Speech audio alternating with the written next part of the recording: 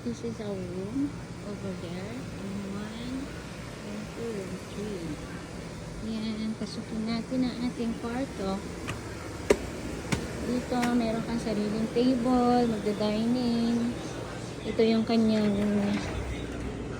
shutter. Tapos, pag magsiswimming ka, yan na yung swimming pool.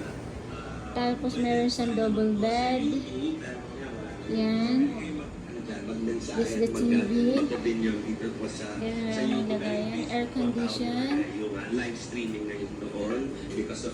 And then, this is the little fridge. Ang naman ng little fridge ay wala. Yan. Meron kayong kettle and free water. Yan. Tapos ito yung kanyang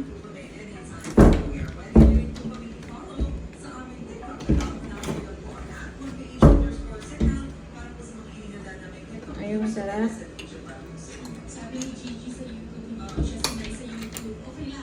Ayan, may wardrobe siya. Tapos may locker. Tapos ito yung toilet. Ayan. May blow dry. Ayan yung mga toiletries. Ayan. And then may bathtub na siya. May pool, may bathtub pa. Ayan.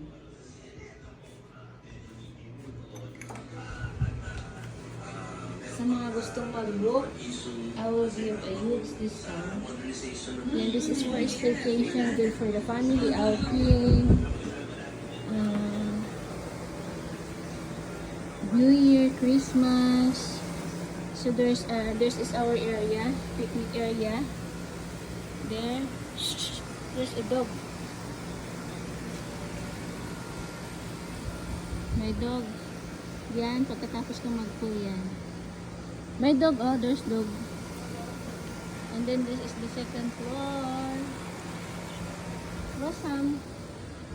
Yan, ang sarap dito, ang gagaan yun.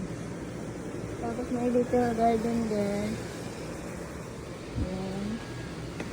Bibihirang nagbubuk dito. Because this is a private place. Yeah, it's a Condotel resort. So if you want to book upstairs, ang ganda rin siya. Yan. Dito, nag-swimming si Sam kanina.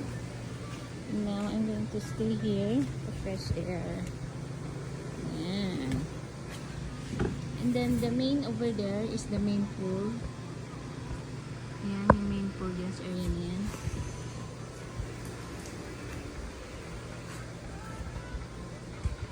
Doon ang main pool sa may malaking bola. Doon. May lazy river over there. Yan. Little garden.